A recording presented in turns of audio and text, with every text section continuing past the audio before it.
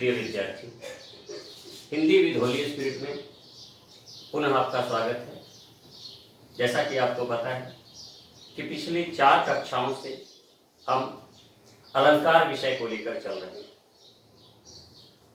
अब तक हमने जाना अनिवार्य हिंदी के 8 में से 6 अलंकारों के बारे में। उससे आगे के अलंकारों के बारे में हम आज जानकारी प्राप्त करेंगे। अर्थालंकारों के क्रम में ही हमारे आज का अलंकार है, पहला अलंकार है आज का उदाहरण अलंकार।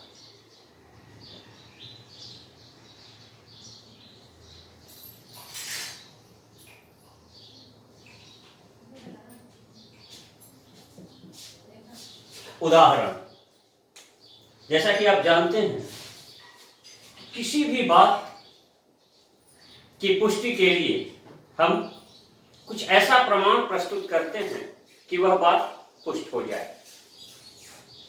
तो इसी पुष्टि के लिए दिए गए प्रमाण को ही उदाहरण कहते हैं, जिसे आप अंग्रेजी में एग्जाम्पल बोलते हैं। उदाहरण अलंकार में यह भी एक सादृश्य मूलक अलंकार है, जिसमें उपमेय और उपमान की तुलना की जाती है। लेकिन उदाहरण को जानने से पहले हम इसके साथ साथ थोड़ा सा दृष्टांत अलंकार पर भी चर्चा करेंगे, क्योंकि दृष्टांत और उदाहरण में एक बारीक सा अंतर है। दृष्टांत में भी एक पंक्ति में कोई कथन कहा जाता है और दूसरी पंक्ति में उसका उदाहरण होता है, उसकी पुष्टि दूसरी पंक्ति से की जाती है। और उदाहरण में भी एक पंक्ति में कोई बात कही जाती है और दूसरी पंक्ति से उसका अनुमोदन किया जाता है या उसे पुष्ट किया जाता है। तो दोनों में एक ही बात होती है, फिर दोनों को अलग अलग क्यों जाना गया? तो इसका मूल कारण यह है कि दृष्टांत में उपमेय और उपमान में बिंब प्रतिबिंब भाव होता है, अर्थात एक पंक्ति में उदाहरण और दूसरे एक पंक्ति में लक्षण और दूसरी पंक्ति में उदाहरण होता है, लेकिन वहां किसी वाचक शब्द का प्रयोग नहीं होता है। परंतु इसी काम के लिए अगर वाचक शब्द का प्रयोग किया जाए, अर्थात एक पंक्ति में लक्षण और दूसरी पंक्ति से उसकी पुष्टि के लिए कोई उदाहरण दिया जाए, परंतु वह किसी वाचक शब्द के माध्यम से हो, तो उसे उदाहरण अलंकार कहेंगे। जैसे मन मलिन तन सुंदर कैसे,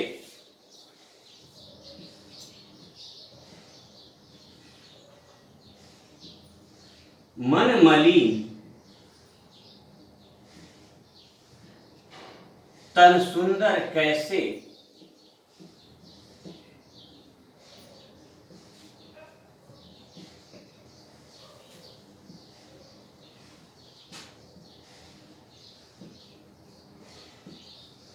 विसरस भरा,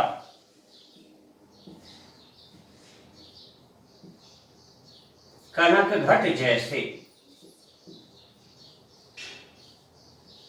अब यहां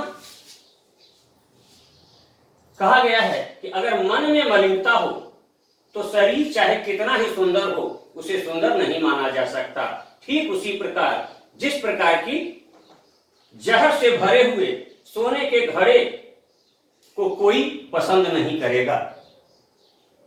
तो यहां पर एक पंक्ति में बात कही गई है और दूसरी पंक्ति में इस उदाहरण के द्वारा उसकी पुष्टि की गई है, लेकिन यहां जैसे वाचक शब्द लगा हुआ है।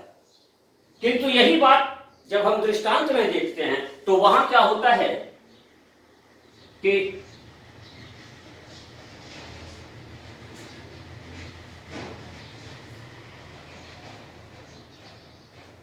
जो रहीम उत्तम प्रकृति,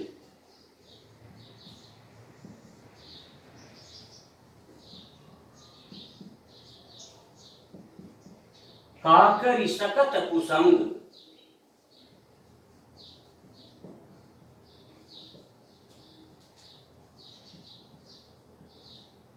चंदन विष व्यापत नहीं।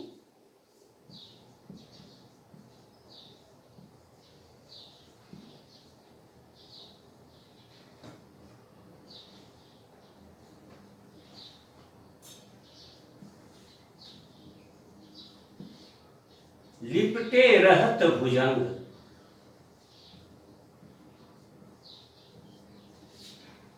यहां रहीब कहना चाहते हैं कि जिनका स्वभाव अच्छा है, जिनका चरित्र अच्छा है, जिनके विचार अच्छे हैं, वे बुरी संगति में भी पड़कर जरा सा भी प्रभावित नहीं होते। ठीक उसी प्रकार जिस प्रकार चंदन के वृक्ष पर बड़े बड़े विषधर सांप लिपटे हुए रहते हैं, पर चंदन की शीतलता पर कोई असर नहीं होता और विष उस पर निष्प्रभावी होता है।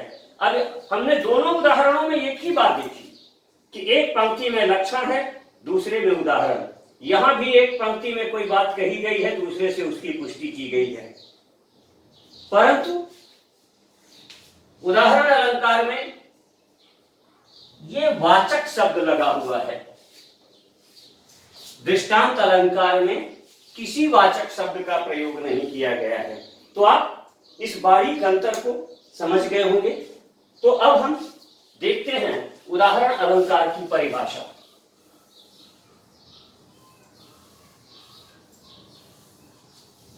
वैसे बातचीत में भी परिभाषा स्पष्ट हो गई है, फिर भी एक बार फिर दोहरा लेते हैं।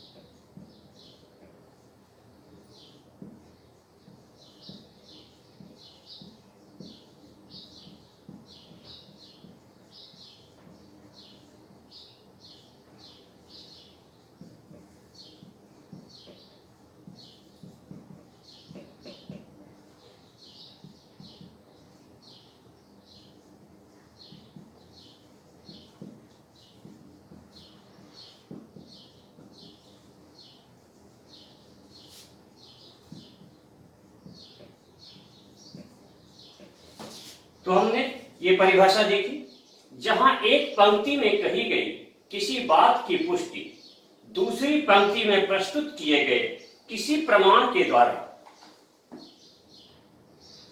किसी वाचक शब्द के माध्यम से प्रस्तुत किया जाए, वहां उदाहरण अलंकार होता है। अब ये वाचक शब्द क्या है? जैसे हमने देखा था कि उपमा में सा, सी, से, सम, समान, सरिस, सदृश, ये सब वाचक शब्द थे। उत्प्रेक्षा में ज्यों, जनु, मनु, जानु, मानो, जानहु, मानहु, ये सब वाचक शब्द थे। यहां भी ज्यों, जिमी, जैसे आदि वाचक शब्द प्रयोग में लिए जाते हैं। अब एक सवाल आपके मन में होगा कि मैंने आपको उत्प्रेक्षा अलंकार में भी वाचक शब्द के रूप में ज्यों शब्द बताया था और यहां भी ज्यों शब्द की चर्चा कर रहा हूं, तो आपके मन में शंका होगी कि सर आपने तो कहा था कि ज्यों शब्द जहां हो वहां उत्प्रेक्षा हो, पर यहां उदाहरण के लिए भी आप ज्यों बता रहे हैं। तो यहां दोनों ज्यों में फर्क है। जहां पर ज्यों संभावना सूचक स्थिति में आए वहां वह उत्प्रेक्षा के रूप में आएगा, परंतु जहां तुलना सूचक स्थिति में आए वहां ज्यों का प्रयोग उदाहरण अलंकार के तहत माना जाएगा। तो यहां हम इन वाचक शब्दों के माध्यम से देखेंगे कि उदाहरण अलंकार क्या है। जैसे हमने यहां देखा इससे पहले वाले उदाहरण में कि मन मलिन तन सुंदर कैसे, विसरस भरा कनक घट जैसे। तो वहां एक पंक्ति की पुष्टि के लिए दूसरी बात कही गई और उसमें जैसे वाचक शब्द का प्रयोग किया गया। इसी तरह कुछ और उदाहरण देखते हैं उदाहरण अलंकार का।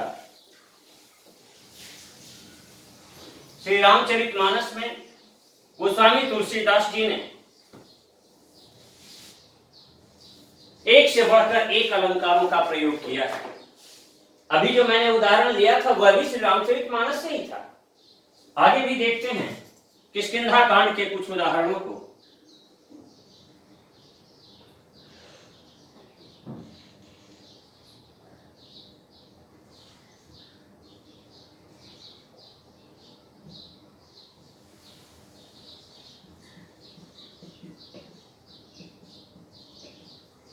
सिमिति सिमिति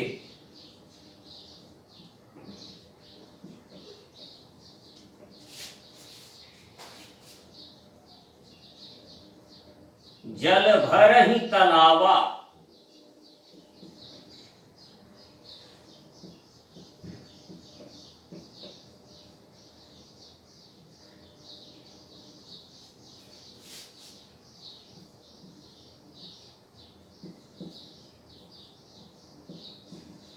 जिमि सद्गुण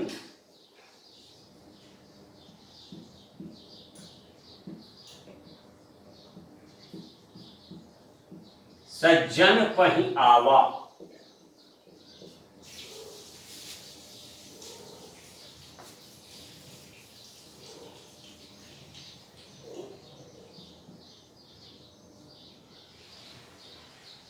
भूमि परत भाढाबर पानी। ये दूसरा उदाहरण है। भूमि परत भाढाबर पानी,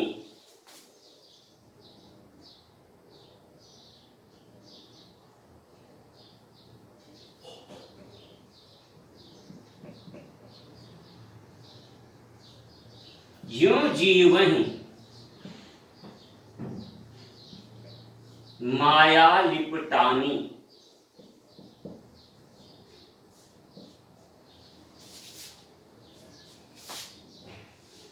एक और तीसरा उदाहरण देखते हैं।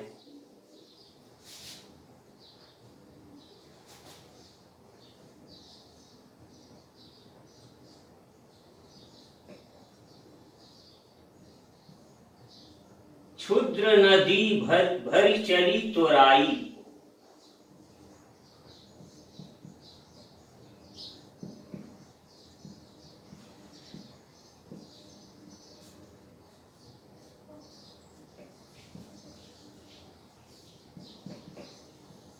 ज्यों थोरे धन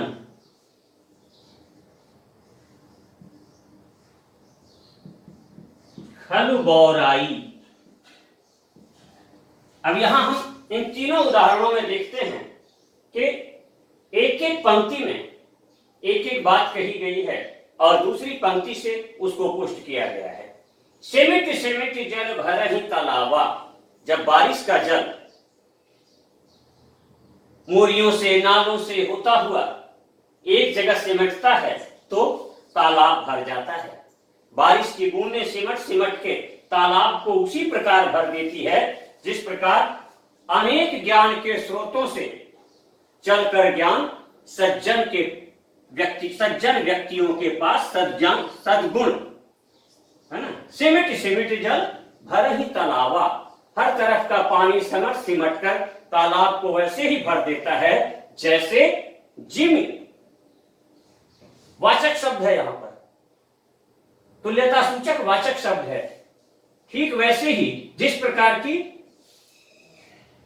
सारे सद्गुण हर ज्ञान स्रोत से चलते हुए सज्जन लोगों के पास आ जाते हैं। सज्जन पही आवा, भूमि परत भा ढाबर पानी। आपने देखा होगा आसमान से जब बारिश का जल चलता है कितना स्वच्छ, कितना निर्मल होता है, लेकिन जमीन पर पड़ते ही वह मिट्टी और धूल से मिलकर कीचड़ का रूप बन जाता है, गंदला हो जाता है। ढाबर, ढाबर यानी गंदला। तो जमीन पर पड़ते ही पानी इस प्रकार गंदला हो जाता है जैसे जीव जब ब्रह्म के यहां से चलता है, बच्चा जब पैदा होता है तो बिल्कुल सच्चा होता है, पर जैसे जैसे इस संसार के संसर्ग में आता है तो माया मोह के बंधनों में, माया मोह रूपी कीचड़ में, गंदगी में लिपट कर उसका व्यक्तित्व गंदा होता चला जाता है। तो इसी बात को कहने के लिए यहां पर एक कथन कहा गया है और दूसरी पंक्ति के माध्यम से उसे पुष्ट किया गया है और इसमें ये ज्योवाचक शब्द लगा है।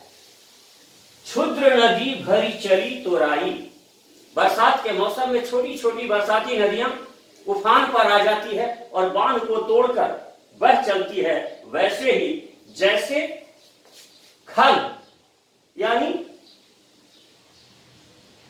कम बुद्धि वाले या कम औकात वाले क्षुद्र प्रवृत्ति के लोग जो होते हैं, उनको थोड़ा सा भी धन मिल जाता है तो वे पगला जाते हैं, अपनी औकात भूल जाते हैं, अपने आपे में नहीं रहते हैं। तो यहां भी ज्यों वाचक शब्द का प्रयोग करते हुए एक पंक्ति के कथन को दूसरी पंक्ति के माध्यम से पुष्ट किया गया है और तीनों में हमने देखा कि इन वाचक शब्दों का प्रयोग किया गया है। तो इस प्रकार यहां पर उदाहरण अलंकार है। अन्य कई ढेर सारे उदाहरण हैं, पर इससे पहले भी हमने एक देखा, मन मलिन तन सुंदर कैसे, विसरस भरा कनक घट जैसे। तो ये सारी स्थितियां एक ही बात को बता रही हैं कि जहां एक पंक्ति में कही गई बात को दूसरी पंक्ति से पुष्ट किया जाए और उसमें किसी तुल्यता सूचक वाचक शब्द का प्रयोग किया जाए तो वहां उदाहरण अलंकार होगा। तो आप समझ गए होंगे उदाहरण अलंकार को। और अब आपके अनिवार्य हिंदी के पाठ्यक्रम का आखिरी अलंकार है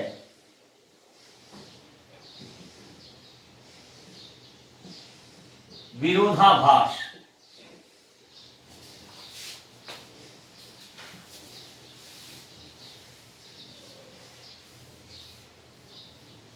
विरोधाभास भी एक अर्थालंकार है, लेकिन अब तक हमने जो चार अर्थालंकार देखे, ये चारों अर्थालंकार सादृश्य मूलक अर्थालंकार थे, परंतु यह विरोध मूलक अर्थालंकार है।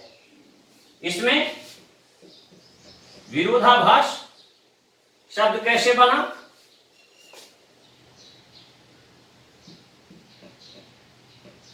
विरोध धन आभास। आभास यानी महसूस होना, लगना, ऐसा लगता है कि विरोध है, लगता है। जैसे दिन में कई बार हम सो जाते हैं और देर तक सो जाते हैं, जब हम जगते हैं तब तक शाम की लाली डूबते हुए सूरज की लाली पश्चिम के आकाश में दिखाई पड़ती है और हमें कई बार लगता है सवेरा हो गया। वास्तव में सवेरा नहीं होता है। और भी देखें हम, मान लीजिए आप दो अच्छे मित्र हैं, क्लास में पढ़ते हैं आप साथ साथ, आप दोनों अच्छे मित्र हैं और आपकी मित्रता ऐसी है कि आप दोनों को आप एक दूसरे की मित्रता पर नाज है, लेकिन आपके मिलने का तौर तरीका कुछ अलग है। आप जब मिलते हैं एक दूसरे से तो गुत्थम गुत्था होते हैं, एक आध मुक्का आपने मार दिया, एक आध मुक्का सामने वाले ने मार दिया। अब जो तीसरा व्यक्ति देखेगा दूर से, वो क्या समझेगा कि ये झगड़ा कर रहे हैं, जबकि वास्तविकता क्या है कि आप झगड़ा नहीं कर रहे हैं।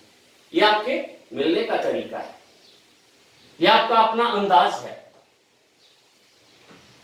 तो जहां ऐसी स्थिति हो कि वास्तव में विरोध नहीं हो पर ऐसा लगे कि विरोध है, तो वहां विरोधाभास अलंकार होता है। तो इसकी परिभाषा हम इस प्रकार से देख सकते हैं, जहां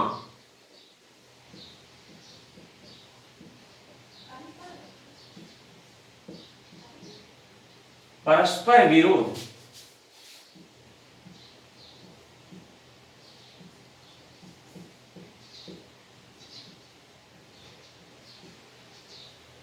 नहीं होते हुए भी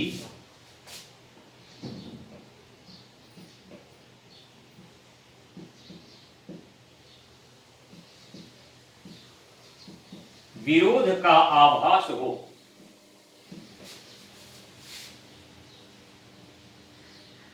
वहां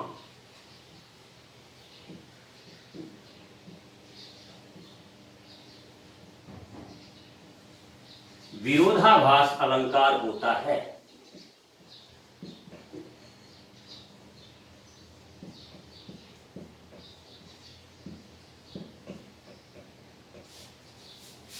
अर्थात काव्य की पंक्तियों को देखकर ऐसा लगे कि ये बातें कैसे हो सकती है, ये उल्टी सीधी बातें क्यों कही गई है, बातों में विरोध प्रकट हो। पहली नजर में गहराई में जाते हैं तब कहते हैं धत तेरे, यहां तो कोई विरोध था ही नहीं, ये तो बिल्कुल वही बात कही गई है, बिल्कुल सही बात कही गई है, निर्विरोध बात कही गई है। तो विरोध नहीं है पर ऐसा लगे कि विरोध है, तो वहां विरोध का आभास होता है, इसलिए विरोधाभास अलंकार होता है। देखते हैं इसके कुछ उदाहरणों को, और भी पुष्ट हो जाए बात। परिभाषा तो आप देख ही चुके कि जहां परस्पर विरोध नहीं होते हुए भी विरोध का आभास होता है, वहां विरोधाभास अलंकार होता है। अब इसमें बहुतायत से प्रचलित दोहा है,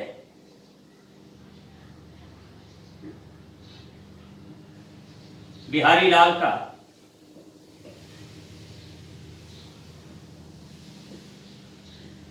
या अनुरागी चित्त की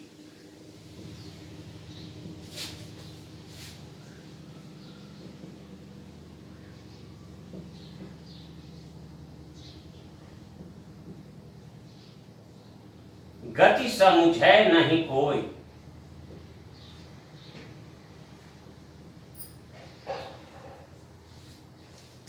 यहां नहीं में छोटी ई की मात्रा इसलिए लगाई गई है कि दोहा छंद का रूप नहीं बिगड़े। या अनुरागी चित्त की गति समुझे नहीं कोई,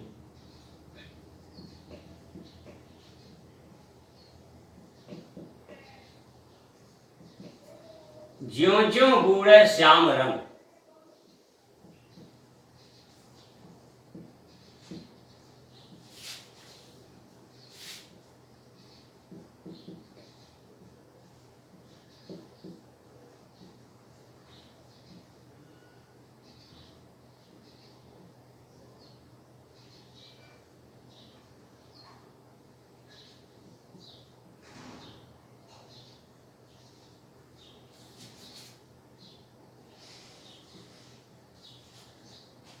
त्यों त्यों उज्ज्वल हो।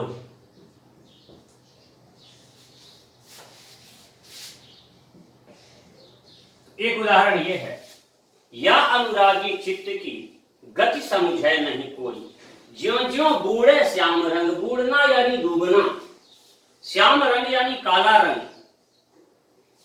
अब विचित्र बात यहां कही गई है, विरोध मूलक बात कही गई है कि ज्यों ज्यों काले रंग में डूबता है त्यों त्यों उज्जवल, उज्जवल यानी सफेद होता है। ऐसा कैसे संभव कि कोई काले रंग में डूबे और सफेद हो जाए?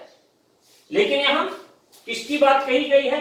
अनुरागी चित्त की, या अनुरागी चित्त की। अनुरागी यानी प्रेमी। प्रेम की यह खासियत है कि प्रेम करने वाले दिल से बड़े साफ होते हैं। और श्याम रंग, यहां श्याम अर्थात कृष्ण, कृष्ण प्रेम के देवता माने गए। और भी श्याम रंग के समर्थन में और भी बात है साहित्य शास्त्र में, जो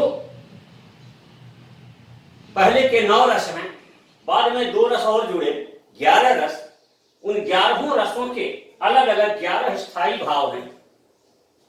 उन स्थायी भावों के प्रत्येक भाव के अलग अलग रंग कल्पित किए गए हैं। साहित्य शास्त्रियों द्वारा विभिन्न रंगों की मान्यता दी गई है। जैसे क्रोध का रंग लाल है, उत्साह का रंग लाल है, सादगी का रंग, वैराग्य का रंग सफेद है,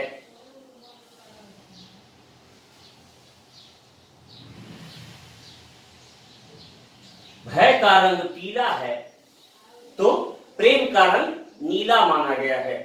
और पहले भी मैंने बताया आपको, पिछली कक्षा में भी चर्चा हुई कि श्याम का रंग कैसा है? नीला। तो श्याम रंग नीला यानी प्रेम का रंग नीला, और अर्थात प्रेम के रंग में यहां पर इसमें इस पंक्ति में जहां एक तरफ विरोधाभास है वहीं श्लेष भी है। श्याम रंग का एक अर्थ कृष्ण की भक्ति का रंग और एक अर्थ प्रेम की भावना में ज्यों ज्यों आदमी डूबता है, यानी प्रेम में जितना लीन होता है, कृष्ण की भक्ति में जितना लीन होता है, उतना ही उसका चरित्र उज्जवल होता है। एक दूसरा उदाहरण देखें,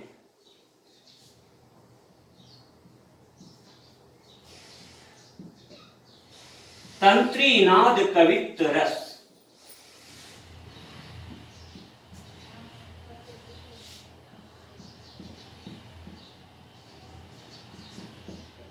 सरस राग रति रंग,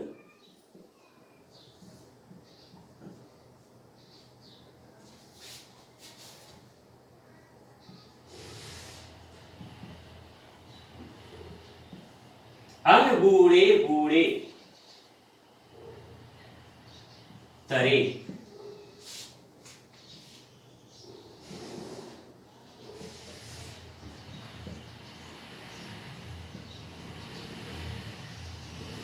जो बूढ़े सब अंग। अनबूढ़े, बूढ़ना यानी डूबना। यहां भी मैंने बताया था आपको कि बूढ़ना अर्थात डूबना। अनबूढ़े, जो नहीं डूबे। अब यहां कवि क्या कहता है? जो नहीं डूबा वो डूब गया, और जो डूबा वह तर गया। अनबूढ़े बूढ़े, जो नहीं डूबा वह डूब गया, और जो डूबा वह तर गया। कौन तर गया? जो बूढ़े सब अंग, जो संपूर्ण अंग से डूब गया वह तर गया, और जो नहीं डूबा वह डूब गया। चित्र बात है। ऐसा कैसे संभव है? बिल्कुल संभव है। तंत्री नाद, तंत्री यानी वीणा, सितार आदि जो तार से बजने वाले बाजे हैं, उनकी ध्वनि, उनका धुन, कवित्व रस, कविता का रस, सरस राग, सुंदर लय और रागिनी में गाया हुआ गाना, और रति रंग, रति यानी प्रेम, प्रेम का रंग यानी प्रेम का भाव, ये सब ऐसे हैं। वीणा की तान, कविता का रस, कविता का आनंद, सुमधुर कोकिल कंठ से गाया हुआ राग संगीत और प्रेम की भावना, ये ऐसे तत्व हैं जिनमें जो नहीं डूबेगा उनको कोई मजा नहीं आएगा, वो कोई आनंद नहीं ले सकेगा। जो इनमें लीन होगा, जो इनमें मग्न होगा, डूबने से मतलब है लीन होना, मग्न होना, निमज्जित होना, तो जो इसमें डूबेगा, लीन होगा, मग्न होगा, उसी को इसका आनंद मिलेगा।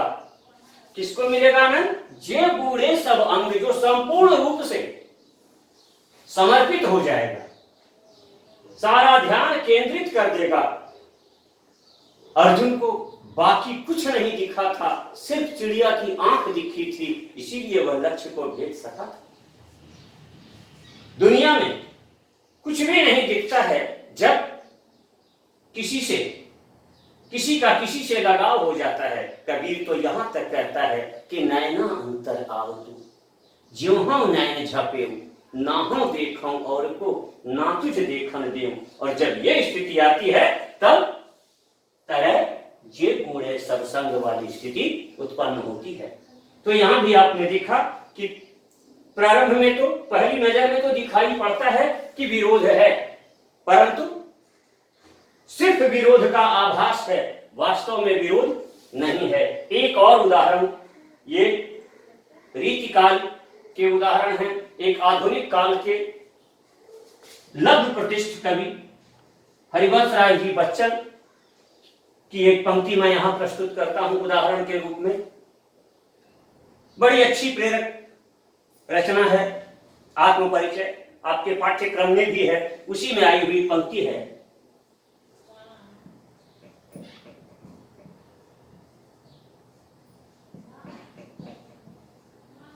मैं निज रोदन में राग लिए फिरता हूं,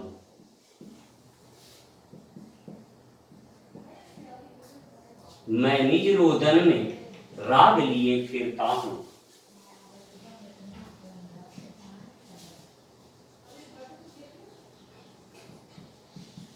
शीतल वाणी में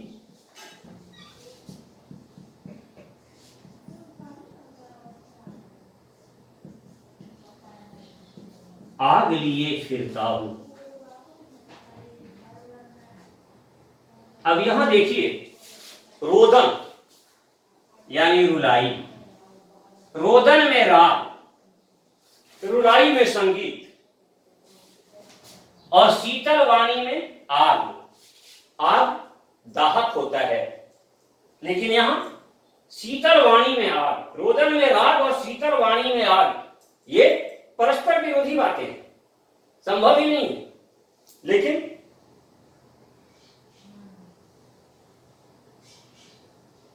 यहां पर दिखने में विरोध होते हुए भी वास्तव में कोई विरोध नहीं है। निज रोदन में राग लिए फिरता हूं। जब कोई कवि अपनी काव्य रचना करता है तो, या कोई भी महान व्यक्ति जब संसार की विषम परिस्थितियों को देखकर विचलित होता है और जब उसका हृदय व्यथित होता है, तब उसका समाधान ढूंढने के लिए वह ऐसे प्रयत्न करता है कि एक नई राह मिल जाती है, एक नया तराना बन जाता है, एक नया संगीत बन जाता है। तो यहां रुलाई में राग और शीतल वाणी में आग, जो प्रबुद्ध लोग होते हैं, जो सज्जन लोग होते हैं, वे बात बात में झगड़ा नहीं करते हैं। वे छोटी सी बात करके, बड़ी शांति से अपनी बात करके और सामने वाले के को ऐसा निरुत्तर कर देते हैं जैसे उसके सामने उसकी बात का कोई काज ही नहीं रह जाता है। एक छोटी सी कथा सुनाता हूं। एक बार आप लोगों ने अंग्रेजी के महान साहित्यकार बर्नार्ड शॉ का नाम सुना होगा, जॉर्ज बर्नार्ड शॉ। बड़े प्रतिष्ठित साहित्यकार थे, नाटककार, कवि के रूप में प्रसिद्ध थे। उनकी बहुत प्रसिद्धि थी और उनके समकक्ष ही उसी जमाने में एक थे मिस्टर गोरकी। गोरकी लंबे तगड़े डील डॉल वाले, बर्नार्ड शॉ काले कुरूप नाटे से, पर प्रसिद्धि ज्यादा बर्नार्ड शॉ की थी, तो वे बर्नार्ड शॉ से जलते थे। संयोग से एक दिन एक ऐसा रास्ता, नाले पर कोई लंबी पट्टी रखी हुई थी, उस पट्टी पर एक बार में एक ही आदमी पार हो सकता है। बर्नार्ड शॉ उधर से नाले को पार कर रहे थे कि दूसरी तरफ से गोरकी आ गए। अब बर्नार्ड शॉ काफी कुछ रास्ता तय कर चुके थे। बड़े प्रेम से उन्होंने समझाया, यार गोरकी, मैं इतनी दूर तक आ गया हूं, थोड़ी देर ठहर जा, मैं आ जाऊं तो पार कर लेना तू। पर गोरकी तो हमेशा इसी ताक में रहते थे कि कैसे बर्नार्ड शॉ को बेइज्जत किया जाए। उन्होंने अकड़ कर कहा, मैं मूर्खों को रास्ता नहीं दिया करता। बर्नार्ड शॉ बुद्धिमान थे, शीतल वाणी में आग लेकर बोले, पर मैं तो दे दिया करता, और चुपके से पीछे लौट गए। पर मैं तो दे दिया करता हूं, अर्थात उनके कथन में क्या बात थी कि मैं मूर्खों को रास्ता दे दिया करता हूं। तो यहां बड़ी शीतल वाणी में आग उन्होंने प्रस्तुत किया। तो इन सारे उदाहरणों के माध्यम से आपने देखा कि इन सारे उदाहरणों में प्रथम दृष्टया तो विरोध दिखाई पड़ता है, पर वास्तव में विरोध नहीं है। इसलिए इन तमाम उदाहरणों में विरोधाभास अलंकार है। तो इस प्रकार आज की कक्षा यही संपन्न होती है। मैं समझता हूं आपको सब आसानी से समझ में आया होगा, और यदि नहीं समझ में आया हो, कहीं कोई समस्या रही हो, तो कमेंट बॉक्स में लिख भेजें, व्हाट्सएप पर मैसेज भेज दें, या मेरे नंबर पर कांटेक्ट करके मुझसे बात कर लें। मैं आपकी समस्या का समाधान करने का प्रयास करूंगा, और हो सके तो यदि आपको ये अच्छा लगा हो तो इसको सब्सक्राइब जरूर कर लें, ताकि आपको आगे से आगे हमारी सारी क्लासेस के नोटिफिकेशन अपने आप मिलते रहें। धन्यवाद, फिर मिलेंगे।